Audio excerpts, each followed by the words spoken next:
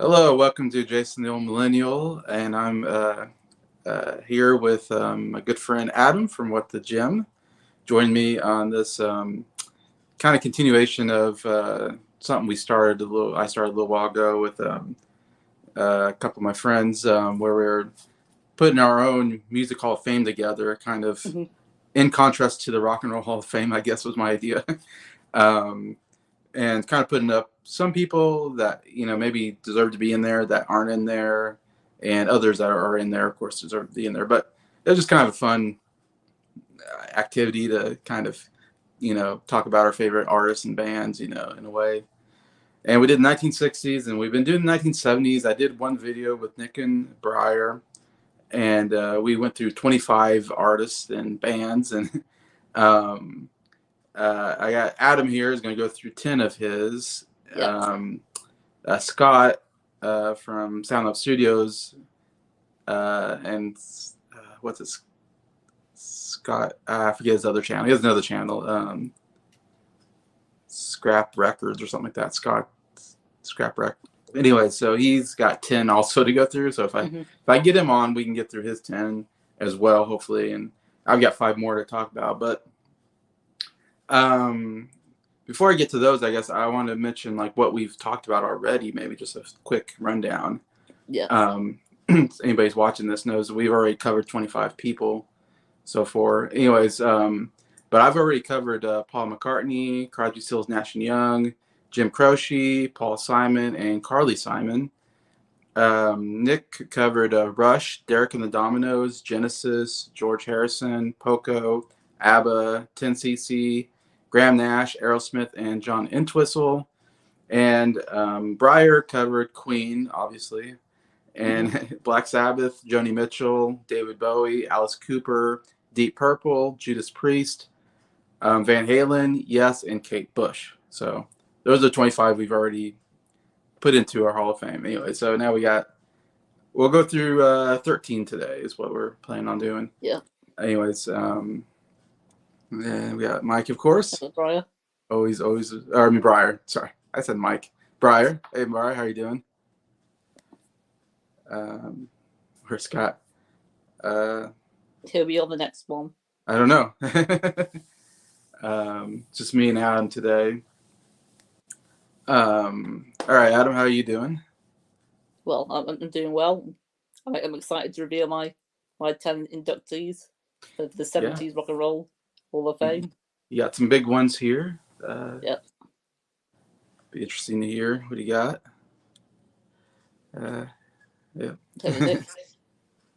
So we got Briar Nick in the channel who did the other 25 with me. So we're all together here except for Scott. But yeah, so we're gonna start with Adam. I think we'll do like 3 of yours. Yeah, I'll do about three to begin So with. pick 3 of yours you want to talk about and why you chose them. Well, the first one I'll go with is one of my favourite bands. It's Tom Petty and the Heartbreakers. Mm-hmm.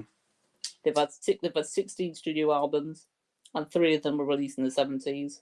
But my favourite album of theirs is one of their last albums, and it's actually Tom Petty's solo album.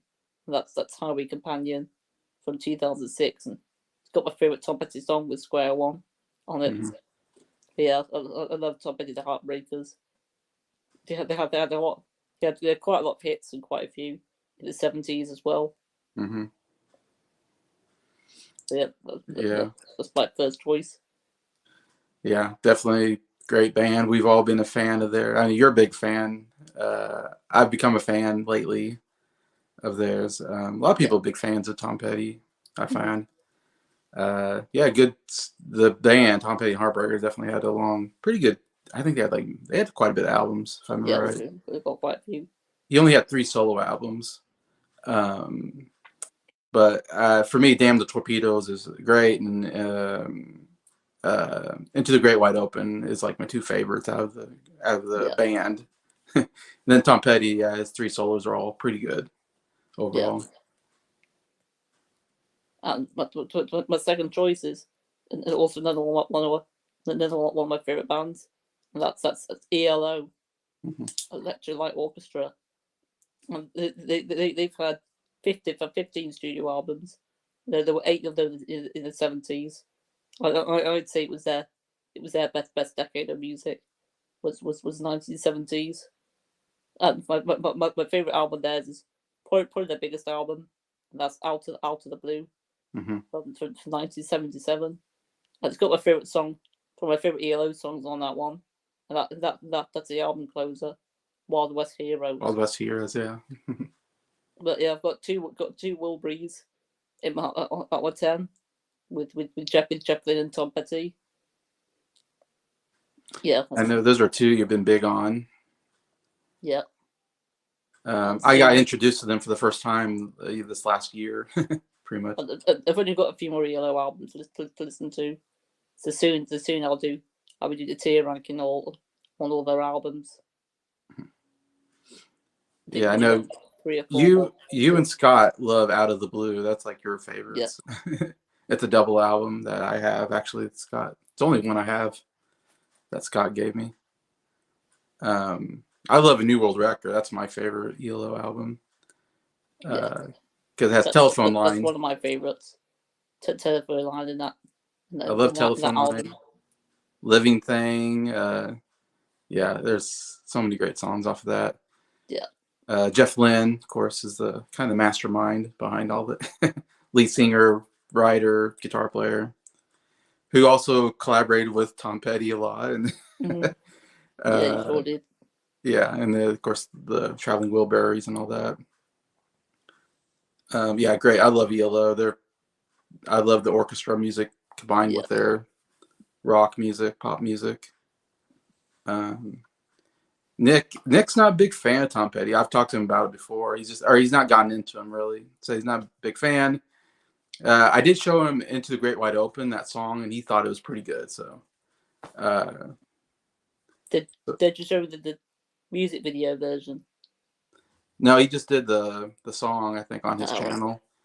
The music video that has like Johnny Depp or something in it, doesn't it? Or, yeah, it does. Yeah. It's like a 5-minute version.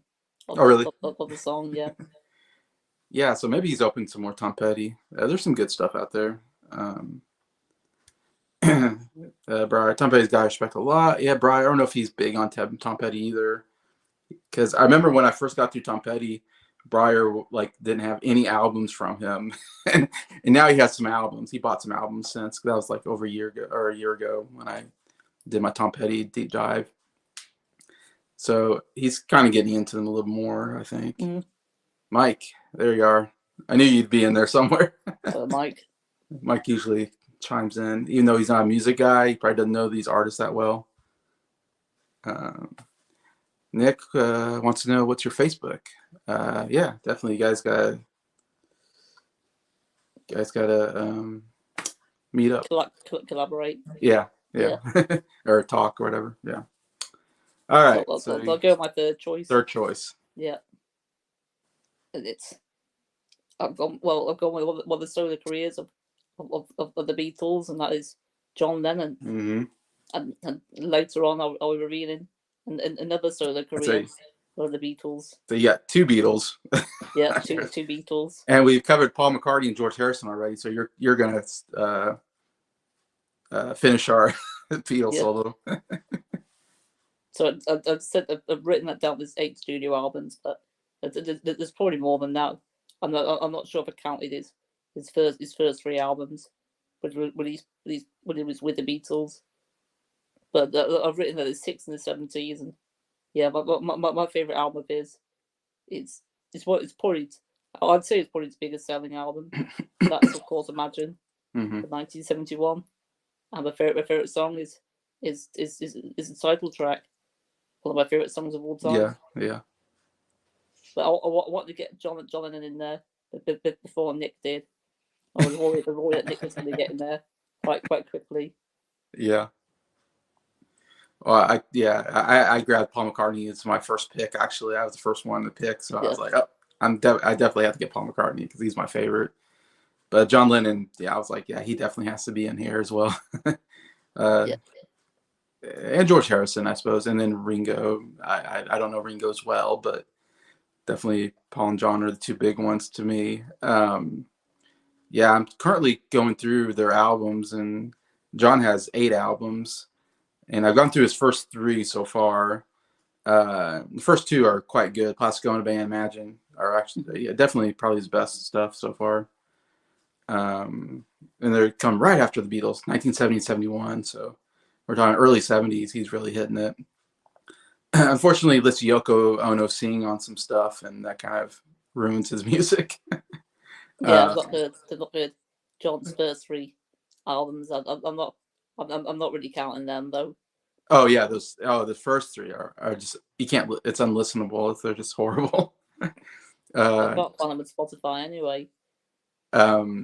Nick showed me some songs on YouTube, I think, and it was horrible. It was like me and Jacob, we were like, "Oh my god, this is the worst thing we've ever heard."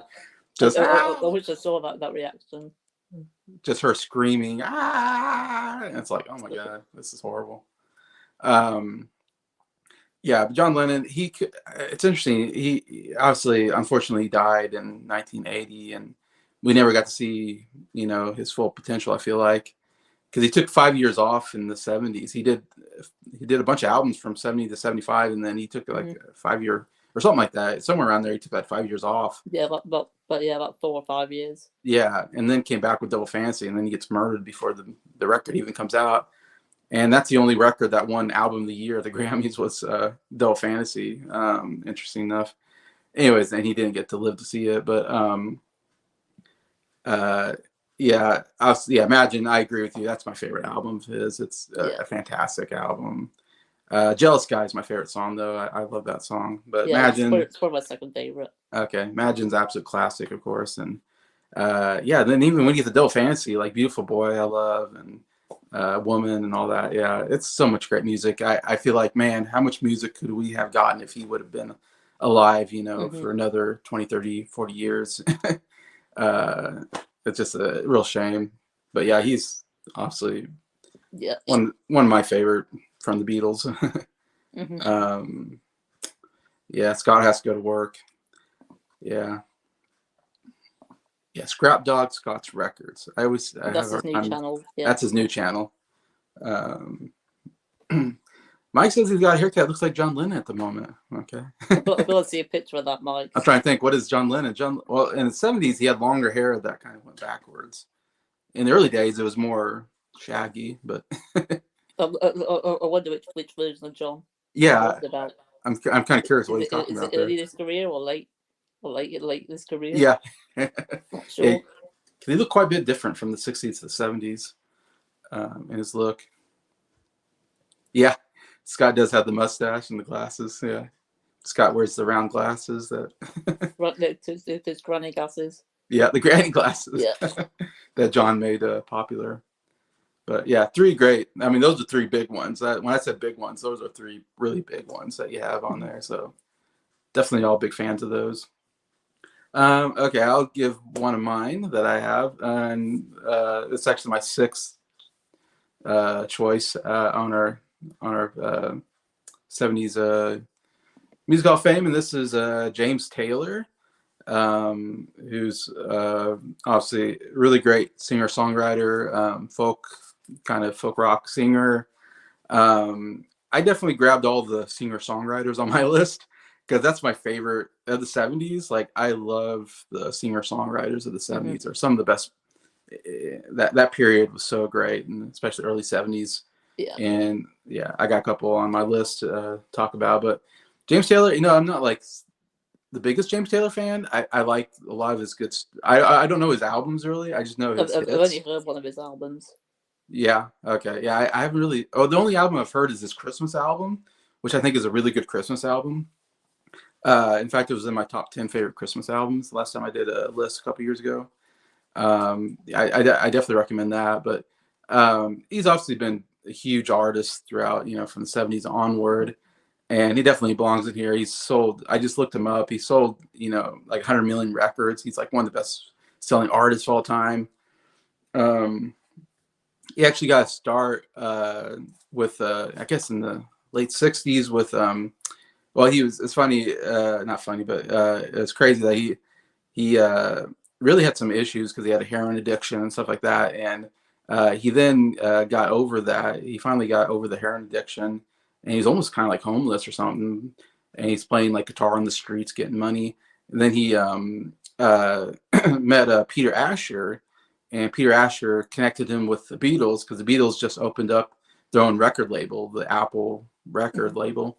And so James Taylor was the first non-English artist to sign on with the Apple record. So it's crazy to think, oh wow, like he got to start with like the Beatles helping him out, and kind of producing his first work.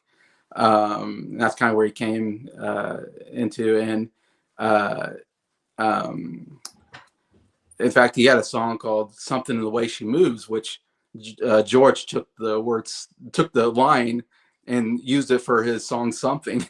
Yeah. Something in the Way She Moves. So he got a connection there. George kind of stole off of James Taylor there for his song. Well, it was a good line to choose from. Yeah, it was a great line, and he took it and made a great song out of it. Anyways, but yeah, yeah, and so then we got in the '70s. He really hit it with I didn't write anything down, so I'm probably gonna forget stuff. But his first album did, I think, pretty good, and he had a hit song with "Fire and Rain," was like his first, I think, really big hit, which was like a top 10 hit song, and great song. I think it's probably my favorite James Taylor song, "Fire and Rain." It's just absolutely fantastic. Sad song, but great acoustic guitar there. I love the way he plays. Love his voice. He has such a great voice. That it's such a kind of soothing voice. I don't know. He has this great soothing. He's just really one of the best folk singers. I guess folk rock singers I think out there. Yeah. Like I said, I don't know. I know he has an album called JT. I think was one of his big ones. And Mudslide Slim was a pretty big one. What's that? Mudslide Slim. Yes, Mudslide Slim. Yeah, I've heard that album name was one. He had a number one hit in 2015. I read he had an album that was like his first, I think his only album that went number one or something like that. Interesting enough, but lots of big records. He also collaborated with Carole King with Tapestry, and he took one of her songs that she wrote, "You've Got a Friend," and he made a number one hit out of it. And it was a big song for him. He won a Grammy for like best male pop vocal performance or something like that.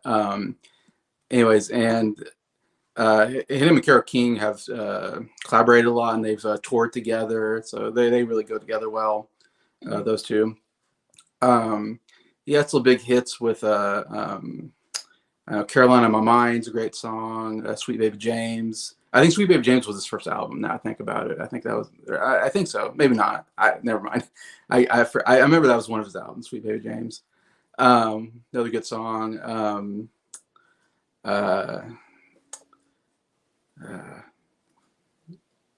I'm forgetting other songs, but he had a lot of great songs.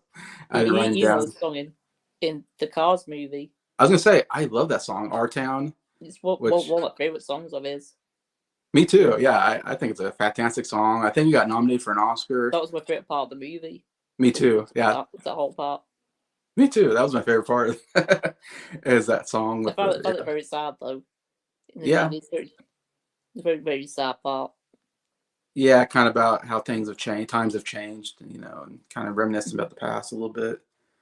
Yeah, I think it should have won the Oscar. I thought it was a fantastic song.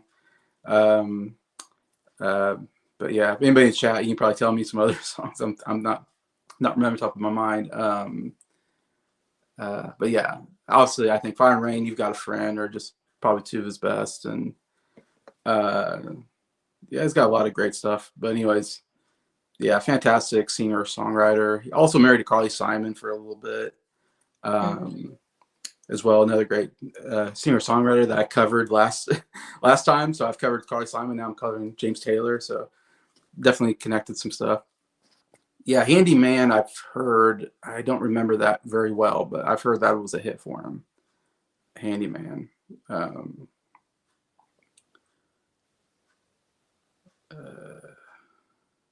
Yeah, "Fire and Rain." Yeah, definitely. I think it's a big song.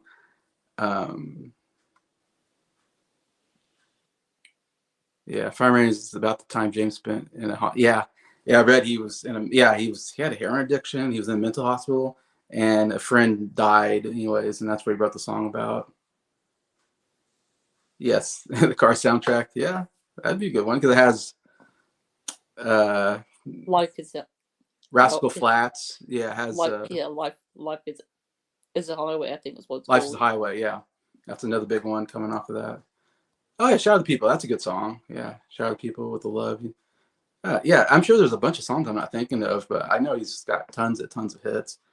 Absolutely fantastic singer songwriter. Um, Keith has talked about, yeah.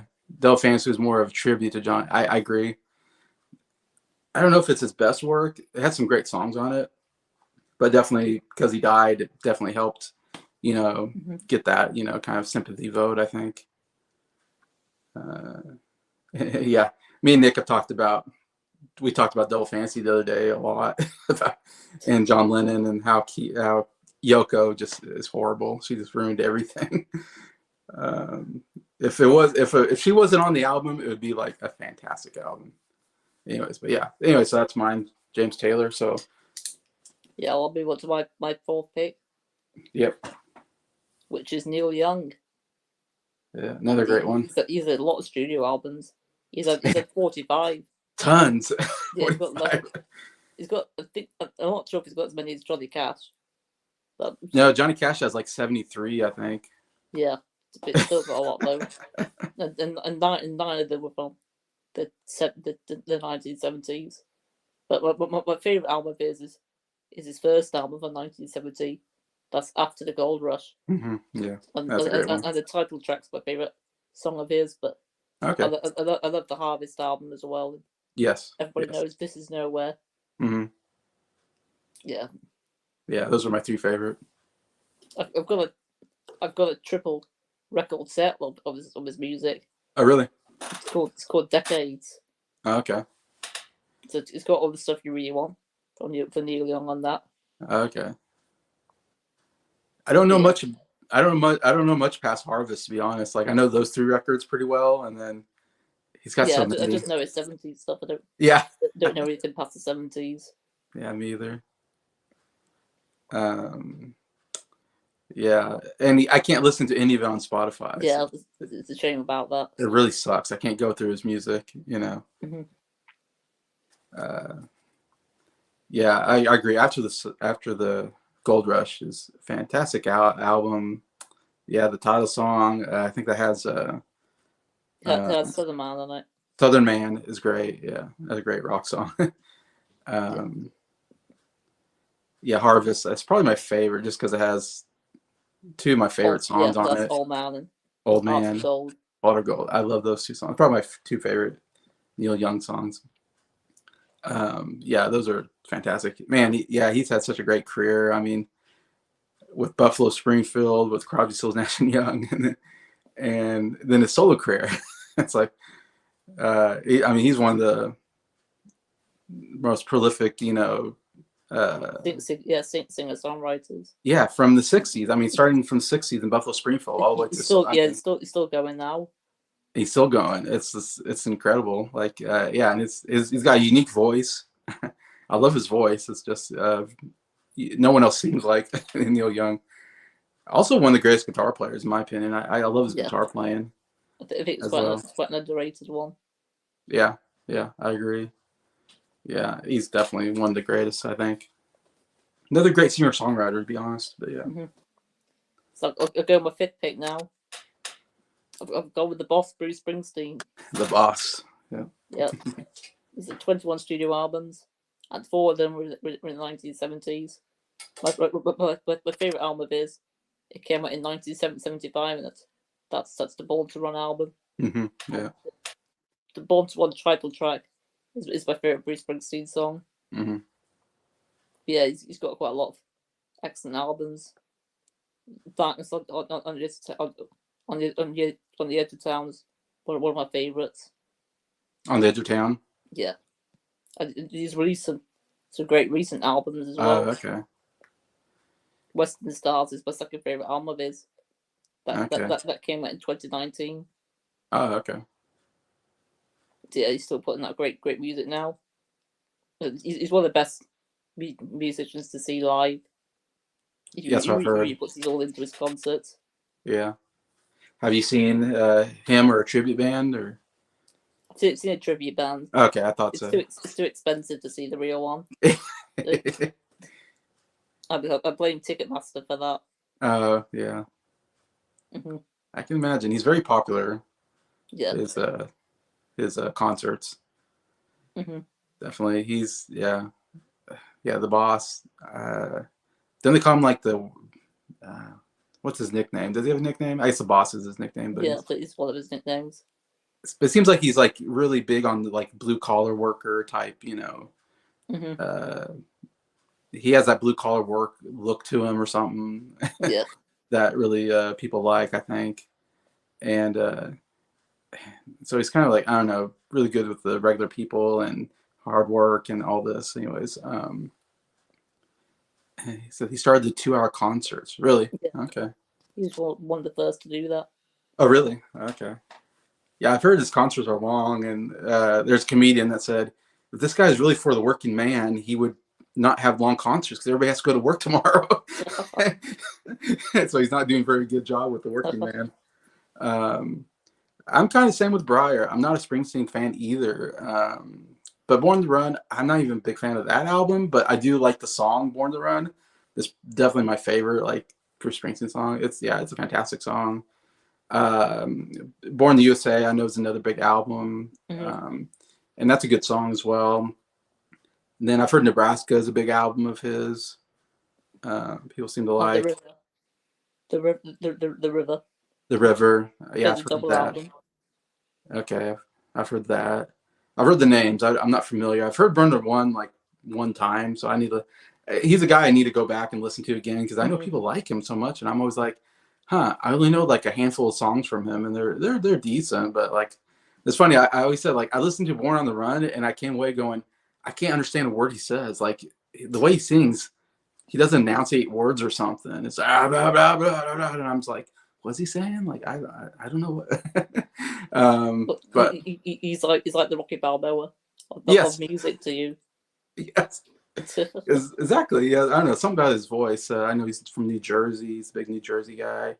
Um, uh, let's see. Yeah, Dance in the Dark is great. I like that song. Yeah, it's one of my favorites. Yeah, that's one of my favorites actually. I said I only know a handful of songs. I'm thinking like Born on the Run, definitely. Born in the USA, Dance in the Dark, definitely the best stuff I've heard from him. He won an Oscar for the song Philadelphia from the movie Philadelphia, which is a pretty good song. Then I like his Christmas song, Santa Claus is Coming to Town. It's a live version. Yeah, a live version. I actually kind of like that. But yeah. Yeah, he's definitely huge, so he definitely belongs in here. He's a guy I just need to listen to more, probably. But anyways. I'll go my sixth choice. Okay. Which is another solo Beatle. Another Beatle. That's, of course, Ringo Starr. Yes, Ringo. He's recently been a Sir. Was Sir Ringo. Yep, Sir Ringo. Yeah, he's had 20 studio albums. Yeah. 7 in the 70s. My favourite album of his is Time Takes Time from 1992. Okay. And my favorite song of his is Liverpool Late. Just reminiscing of his time in Liverpool. Oh, okay. Yeah. So, how many albums of his have you heard so far? 3. His first 3: Sentimental Journey, Boot Cup of Blues, and Ringo. Yeah, Ringo self-titled. My second favorite album of his. I like Ringo. I didn't really care for Sentimental Journey or Boot Cup Blues. I wasn't crazy about. Got too many covers on those albums, but yeah. I still like them though. You like him? Ringo though was a good album. I really liked Ringo. That was a really fun album. Photograph, I'm the Greatest, You're 16. There's some good stuff there, and definitely I like that style for him. He works well with that style, I think. Yeah. Photograph, maybe my favorite song of his. One of my favorites. Mm-hmm. Yeah. And It Don't Come Easy, I know, is another big one that I like a lot. I saw him in concert, and I tell you, when he sang Photograph, everybody was on their feet, and it was pretty cool to hear him sing Photograph live. and It Don't Come Easy also. Those Mhm. to me some of the highlights of his concert. I was like, oh man, like hearing him, and he's like in his late 70s, and he still sounded good. I was like, man, he's still killing it on the. I mean, Yeah. he's never been a great singer, but he's still consistently, I think, singing. Um, Yes, he's doing well for his age. yeah, doing incredibly well. I was just impressed. Like he was like up there, kind of move. He kind of moves back and forth like this as he sings, and I'm like, wow, he's still moving around. And he's like, he looks really short. Like when he comes on stage, it's like this guy looks like he's 5 foot tall. I don't know how tall he is, but he, uh, yeah, Ringo has I think all three other Beatles on it. Yeah, they all write songs on that as an album as well. Yes, yes. Yeah, they all three helped to write songs for him. It's funny, Ringo, because like obviously John, George, Paul, they're good songwriters, so they can go off and write their own songs and have their own great albums. Poor Ringo's not really a songwriter, so luckily he had help from a lot of other people that came in, helped him, and and he made a good album, I think. Yeah. Yeah, in a way with John, Paul, and George helping out and shooting songs. Yeah, exactly. Yeah, I think because everybody liked Ringo, I felt like John and Paul didn't get along, George and Paul didn't get along, but everybody got along with Ringo. He's just one chilled out guy.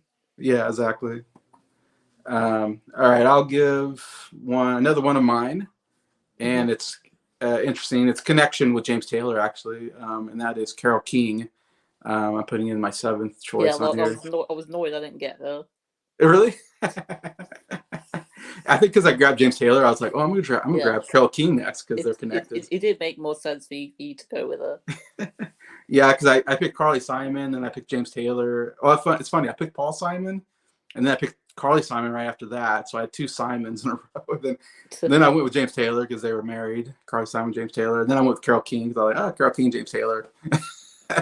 They all connected, so it Yeah, kind of worked. very cool. Yeah, so I guess you can talk about her too. Maybe you know more than I do. I just kind of little I know about her. Of course, she started off in the '60s as this great songwriter. Her and Mm. her husband, Goffin, I think. Jerry Uh, Goffin, yeah. Jerry Goffin. They wrote a bunch of songs really good songs for other people. Chains, which the Beatles covered on their second album, I believe, or first album. Maybe the first album, Yeah, Please it's her Please Me. first album. Yeah, Please Please Me. They do Chains, which I like Chains. I think it's actually a really good song, cover song that they do anyway. So she wrote a song the Beatles covered. But Up on the Roof is a great one from the Drifters.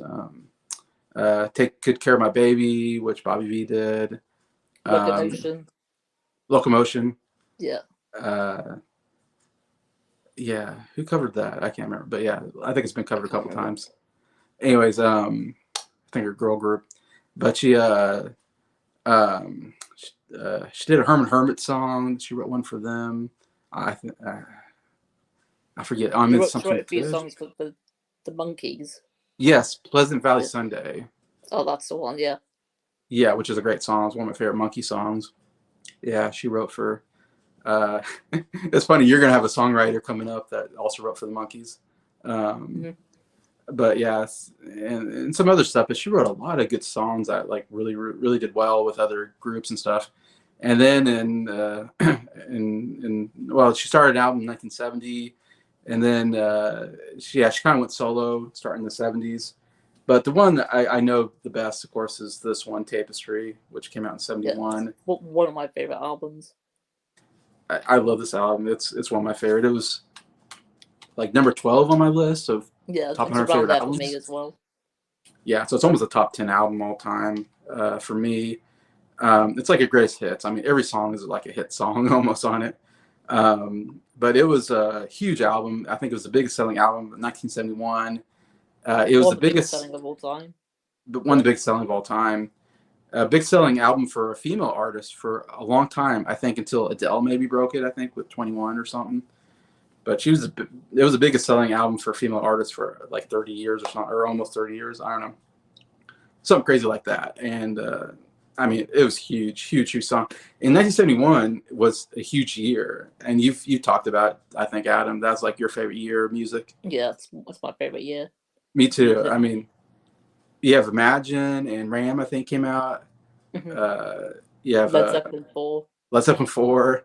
Next. Who's Next? I mean, these are like some of the greatest albums of all time, and hers was the biggest, maybe of all of them. And it won Grammy Album of the Year. It won Song of the Year for "You've Got a Friend," which I already talked about. James Taylor took that song and made a number one hit out of it.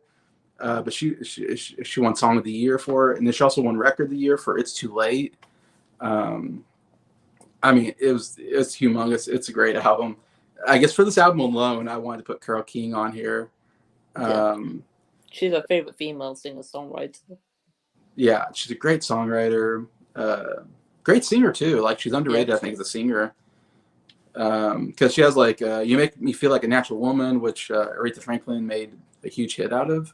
Mm-hmm. But Carole King's version's great too. I think she nails it as well.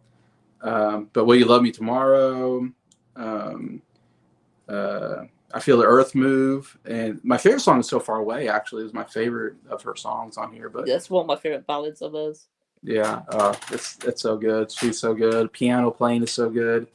Like I said, her and James Taylor are so good together. If you ever see them in concert, like concert footage of them, they sound as a duo. They're just absolutely fantastic. I wonder if they ever did an album together. Not that I know of. That'd be great though if they did. I watched a documentary a couple of years ago that they did where they went back on tour together, and they did a documentary about like their recent tour and then also about their tour they used to do back in the 70s. And I was like, man, that was fantastic. Listening to them play together. James Taylor on his guitar and her on her piano. It's just so good. And their voices work really well together anyways. But again, I don't know a lot of her other work. I know Rhymes and Reasons. I listened to the album one time and it was a pretty decent album. But nothing compares to Tapestry. That's like by far her biggest thing. And I don't know too much more of her music after this. I know she's maybe had some other hit songs. But if you get like a Carole King greatest hits album, it's going to be all these songs on this album, Tapestry.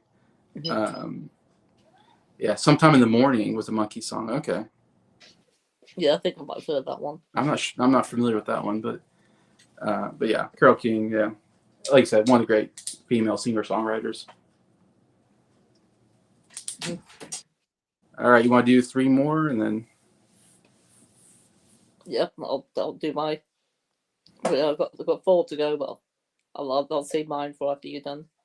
Yours split the final one. So Yeah. I'll get my 7th pick, which goes well with Carole King. Yeah. So of course Neil Diamond. Another Neil. Yeah, another Neil. Neil Young, Neil Diamond. 32 studio albums, 8 in the 1970s.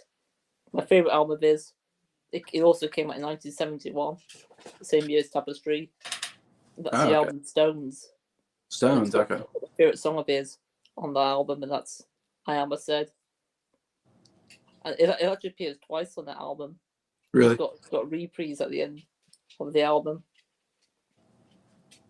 But yeah, it's one of my favorite singer-songwriters. His compilation album of his all-time greats is one of my favorite compilation albums. Mm-hmm. It might even be my favorite. Really? It's got so many incredible hits on it. It's what got me into Neil Diamond. Yeah. But I love his latest albums as well. And he did an album with London Symphony Orchestra, which I thought was excellent. So yeah, he's my 7th pick for the Hall of Fame for the 70s. Yeah, he's a fantastic songwriter. I mean, because he wrote for the Monkees. My favorite Monkey song. Yeah, I'm a Believer. I'm a Believer. Yeah, it's a great song. And it's always blows my mind that he wrote that song. And I don't know if he wrote. I'm sure he wrote other stuff for the Monkees. I'm guessing. I don't know if he was. Yeah, his most successful one he did. Because that was his job, I think. Right. Yeah. He had the same job as Carole King's to begin with. Just writing songs for people and yeah. I'm not familiar with the solo work. That's another guy I need to get into at some point. He's got a lot of albums to listen to though. Oh really? Yeah, it's got over 30. Yeah, yeah, he's pretty prolific. Um, let's see, Keith has something here. Yeah, Taproot manuscript. Okay. I recently bought that on vinyl. Oh, really? Yeah, I thought Yeah. it was pretty great. So you said Stones, was that like his biggest one, you think, or? It's one of its biggest. I'm not sure what its biggest is. Yeah, me either. I'm trying to think. What is I can't think at the top of my mind is what's his big albums are. Um, he has loads of hit songs. I mean, his. There's even a musical with his songs in it now. Oh, really? Oh, that's Yeah, cool. Carole King has a musical too. yeah, she does. Yeah, I can't remember what it's called though. I would love to. Yeah, see those musicals for sure. I like when they do that. They've been doing that a lot lately with like Billy Joel. I think they've done that with, and Green Day they've done that with, and Alanis Morissette they did that with recently. I think as well. Yeah, that's a cool idea. Take someone's like big solo work and There was a Tina Turner one. Tina Turner. Okay. Yeah, that's a great idea. Cher has one too out right now. Anyways, but yeah, Hot August Night. I'm guessing it's an album. That's one of his live albums. Live albums. Okay. I think that was his biggest selling album. Okay. Was that live album? Honestly, I think "Sweet Caroline" is probably his most well-known song. Yeah, it's a huge song. It's sang at every baseball every game. event, really. Every event's got that song playing. Every event, yeah. The Sweet Caroline. Da, da, da. Yeah, it's a great sing-along song. Oh, it's a great sing-along song. Oh, great. But Baby in Blue Jeans. Oh, he has a USA song too, I think. Yeah, he's got one just called America. America, yeah, that's a great song. He's coming to America. Yeah. Absolutely fantastic. That's funny because Paul Simon has a song called American Tune, and then he has America with Simon Garfunkel, and then you have America with Neil Diamond. You have Born in the USA with. I do love these American songs, I guess, because I'm American. I'm pretty patriotic, so I'm always like, yeah, America. And he's got tons of songs. If I looked at his song list, I'd be like, yeah, I know all these songs. Those are some of his best ones to me. But yeah. I'll go my 8th pick, which is another singer-songwriter, and that's Don McLean. Mm-hmm. He's had 20 studio albums, 7 in the 70s. Wow. Yeah, he's a quite. I've only listened to one. I think I've listened to about 3 of his now. Oh, okay. But of course, my favorite album of his though is American Pie. So definitely good. His biggest selling album. Did that come out 71 as well? Yeah, it did. Yeah, man. It's got my favorite song of his on it, which isn't a title track. It's Vincent. Me too. Yeah. I love Vincent. Mm-hmm. Yeah, it's a fantastic folk rock album. So yeah, so it was cool to see him in concert a couple of years ago. That's right, you did. Yeah. Oh man, yeah. It was just him and his guitar. Oh, that's the best thing, I think, just him and the guitar. I'm not sure how much longer he's going to be touring. I think it might have been his last tour. He's probably getting in his 80s probably by now, right? Yeah, this is late 70s, I think. Late 70s, yeah. Mm-hmm. I'm not sure if he's. I think he's released a new album recently. Oh, really? I'm not sure. I'm not sure if that's true or not. I've not checked. Okay, yeah, me either. I need to do his stuff at some point, but. I'll move on to my 9th pick, which we spoke about him. We talked about him, didn't we? In one of your live streams recently. That's of course Bill Withers. He's only had 8 studio albums, and 7 of them were in the 70s. I think he had one in the early 80s. But my favorite album of his is his debut, Just As I Am, which of course we reviewed. Yeah, we reviewed it. Yeah. It's got my favorite song of his on that album as well with Ain't No Sunshine. Yeah, yeah. It's had quite a few of the hits as well. The Lean on Me, Lean on Me. probably Yeah. his biggest one. Mm-hmm. Lovely Day as well. Okay. Yeah, great soul singer. Yeah, R&B soul, I guess. Yeah. he's a great songwriter as well. Oh, yeah, yeah. You're right. He did write some, didn't he? So I'll let you go with your next Yeah, pick. he wrote "Ain't No Sunshine." In Yeah. fact, didn't he? Yeah, that's right. Yeah. All right. What's your next pick? All right. My eighth pick and last pick I'll pick on here, I guess. And then I'll save the last two for another time. But I'm going with another of my favorite songwriters, and that is Harry Chapin. Chapin. I think Cats in the Cradle. Cats in the Cradle. Yeah, I Yeah. think it's very underrated. Kind of. I don't think he's talked about as much as like James Taylor. I feel like he's talked about more, and of course, Bob Dylan. Uh, some people like that. But he's one of the best songwriters. I think he writes stories. Like his songs are like little stories that when you hear it, you're just like kind of spellbound by the story and going, wow, I'm following the story through the song. Like I don't think anybody does it as good as him. I've always thought he's quite similar to Bob Dylan. Yeah. In a way. Yeah, Bob Dylan, John Denver, yeah, all those greats. I mean, he actually started off. His family had him and his brothers had a band together. Actually, I guess in the '60s, and that's where he kind of got a start. And then he stopped to go to college, and he wanted to be a documentary filmmaker. And he actually went and he made a documentary about boxing that got nominated for Academy Award. So he's an Wow, Oscar. really? Yeah, he's an Oscar-nominated documentary filmmaker back in the late '60s, which is odd. You're like, wow, like he could have gone off to become a documentary filmmaker maybe and made a career out of that.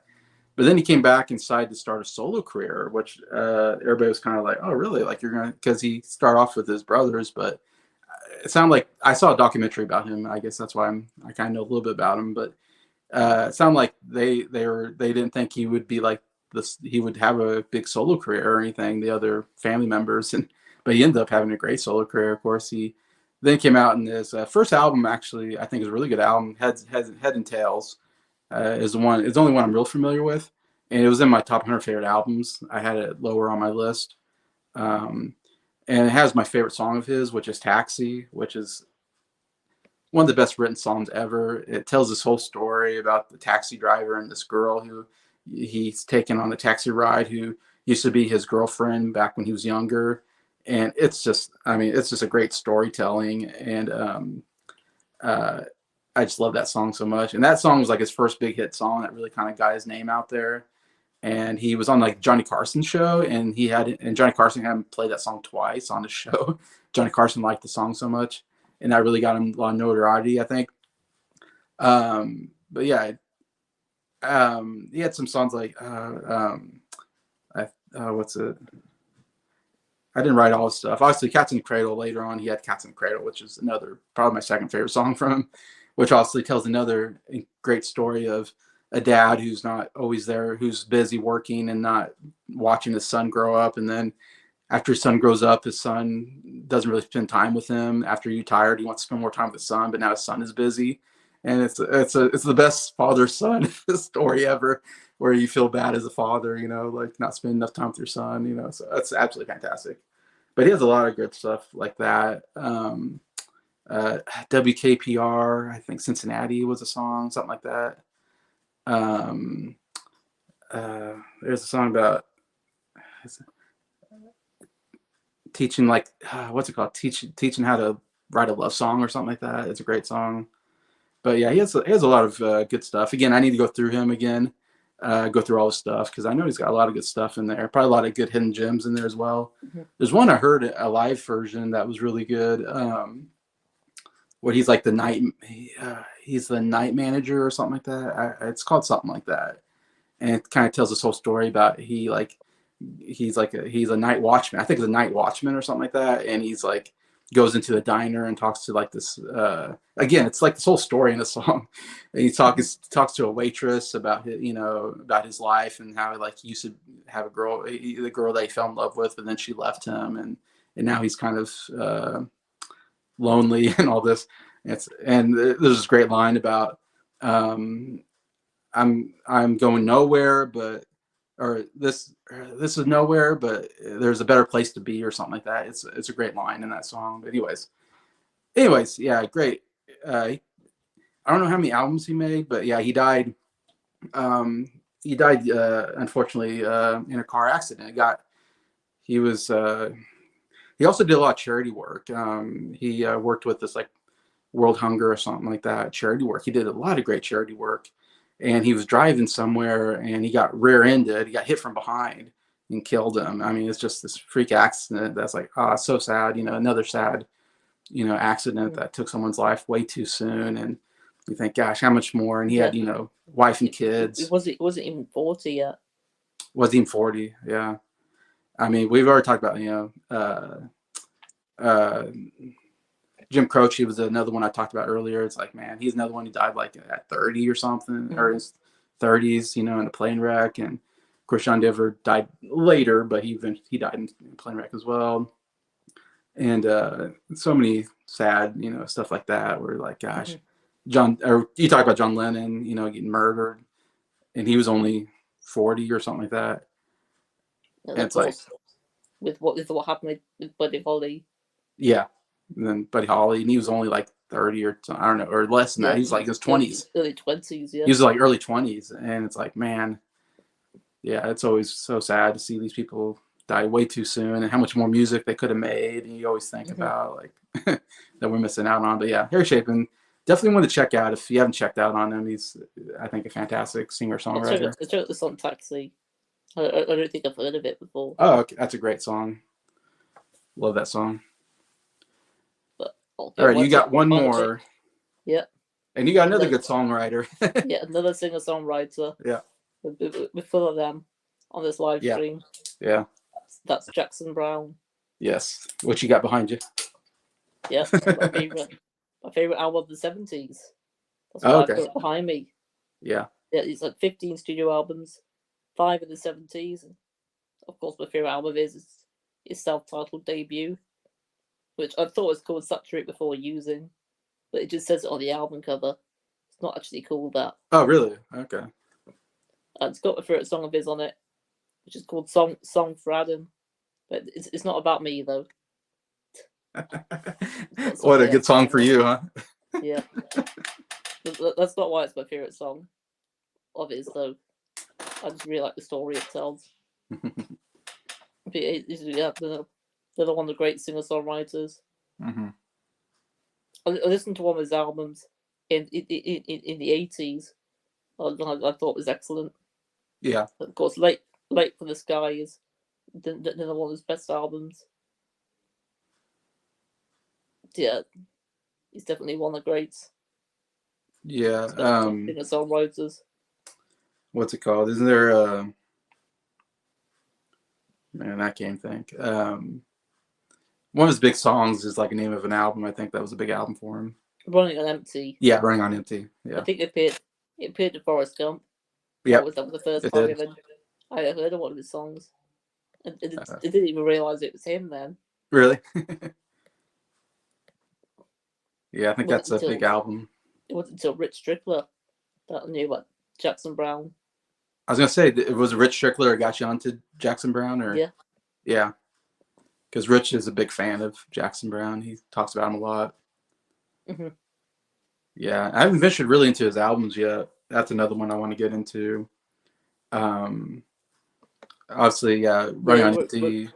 He wrote "Take It Easy" for the Eagles. Yeah, Take It Easy, so good. Did any of us mention Eagles in the 70s? Not yet. Scott still has 10 to talk about. So I'm sure that they will appear eventually. Yeah, he's a big Eagles fan, so Scott. So, yeah, Doctor My Eyes is an absolutely fantastic song. Is that on what's on the debut? Is that on it? Yeah, Doctor My Eyes is on there. Okay. That was like his first big song, I think, solo work. Mhm. Love that song. That and Running on Empty, probably two biggest ones.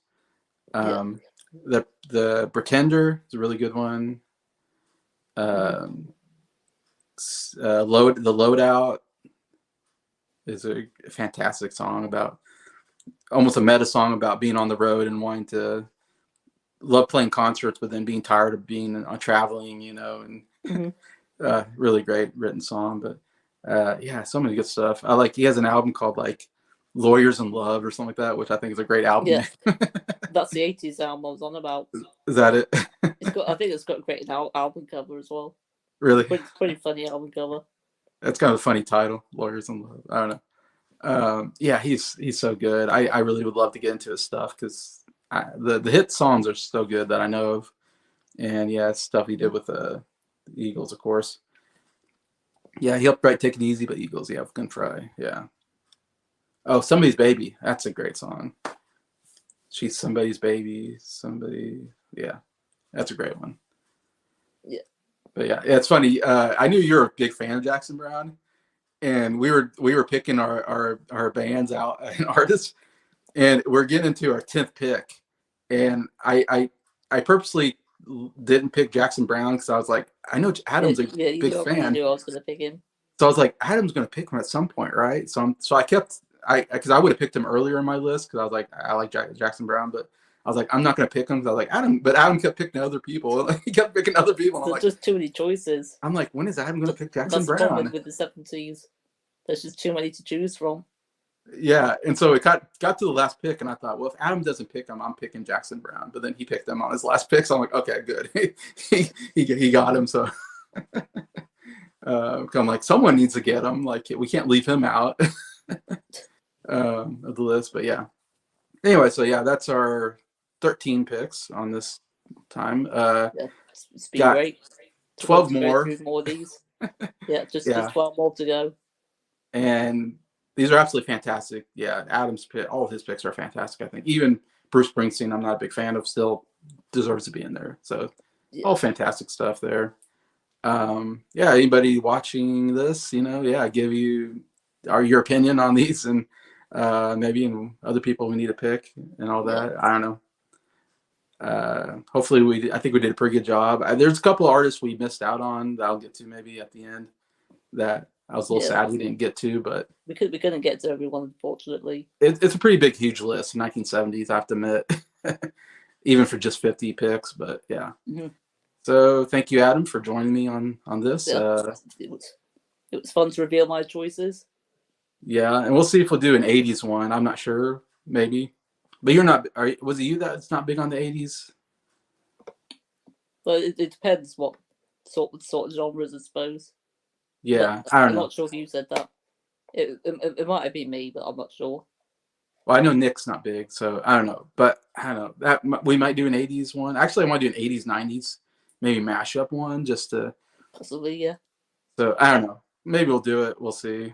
We're all kind of busy, but it's been kind of a fun project for me to put together. So been pretty great. Yeah. So anyway, so thanks, Adam, and I guess everybody. Hope you have a good Sunday. Thanks for watching.